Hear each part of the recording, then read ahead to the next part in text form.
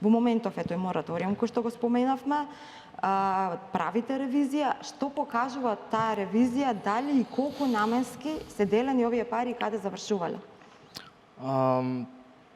Да, во однос на ревизијата, до сега, значи, активни предмети што се на било каква постапка во различни постапки се околу 60.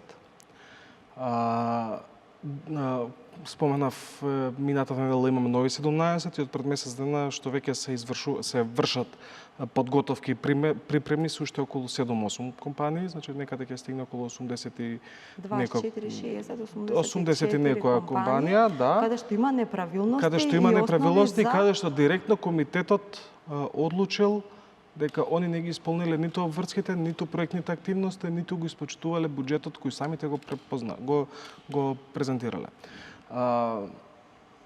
Процедурално. Значи, во фондот кога се започнува постапка за и кога се објавува повик. Се објавува повик кој трае месец, два, три, во зависност од постапката, зависност дали е вонреден, дали е скратена постапка, дали е целосна постапка. За било кој од инструментите има неколку начала што се исти. Ние моментално имаме 3 активни инструменти. Тоа се за стартап компании, технолошки развој и комерцијализација на иновации.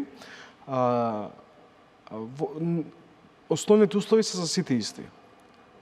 Разликата по инструменти се прво финансиските средства кои ги доделува фондот, како и учеството на компаниите кои го даваат во заедничките. Колку е учеството, од колку проценти во однос на парите? Во најмалиот, односно во стартапите, е некаде од 10 до 15%, во зависност од староста на компанијата, староста на обртот на средства што го имаат, па стига некаде до 40%, исто во зависност од бројот на вработени, бројот на обрт на средства што го има направено во минатите 2 години, завршните сметки, дали му се позитива, дали му се негатива, што постигнал, како постигнал, и тие работи не ги гледаме. Значи, на крајот на денот не можеме ние да инвестираме.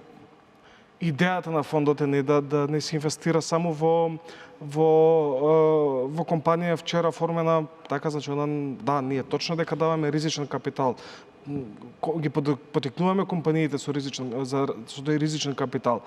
И знаеме дека успешноста може би е различна, не е како што банките очекуваат дека ќе биде 100%, но не можеме да дадеме па и на компанија што е вчера формирана. Зошто се спорни овие 84 кои ги споменавте? Кога се така, голем дел од нив, какви пријави, што конкретно ќе преземете? Голем дел од нив отвориле, значи во 4 ќе ви кажам примерот во 4, отвориле компанија, направиле проект за инструментот кој дава највеќе средства, направиле проект што требало да трае 18 месеци. Добро. Они го кратат при потпишување на договорот, поднесуваат барање документи за скратување на време траењето на проектот, го кратат на 1 квартал. Значи, од 6 квартали го кратат на 1 квартал. Што значи тоа? Значи, ако треба да земе компанијата 100.000 евра во 6 квартали, значи тоа ќе му даде некаде по околу 15.000 евра, да речеме, по квартал. Добро. Со тоа што на последниот квартал фондот прави задршка од 5%, зависно од инструментот помеѓу 3 и 5%, да речеме 5%. На целиот буџет што е одобрен од страна на фондот. Прави задршка, таа задршка се исплаќа по одобрување на финалниот извештај. Во случај, ако има помалце потрошени средства, ако има некои неодобрени средства, исплата на некои неодобрени, не знам, плати, договорци, фактури и така натака, дали ги исплаќа или не ги исплаќа во зависност од финалниот завршен извештај што го даваат мониторинг куќите. Кога ќе го скратиш од 6 квартали на 1 квартал, средствата ги добиваш одеднашка. Значи добиваш 95.000 евра. Добро. И фирмата оди во стечај. Колку такви фирми има? За сега имаме 4 такви фирми. Има ли звучни имиња меѓу тие?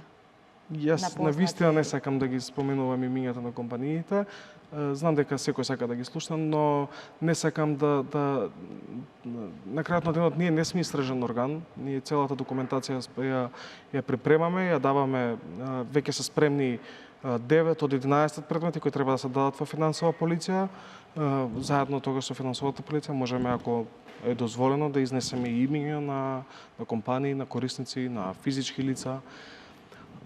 Другата работа е што, например, има доста компании што, не знаејќи ги процедурите во фондот, заглавиле во лавиринти. Знаете како им го напишал некој консултант, им го оставил проектот, не знае што треба да прават, затоа што кај нас се дава извештај на 3 месеци, квартално. Не го поднал еднашка, не го поднал 2 пати, не го поднал 3 пати, ние веќе пробуваме да видиме што е проблемот. Добро,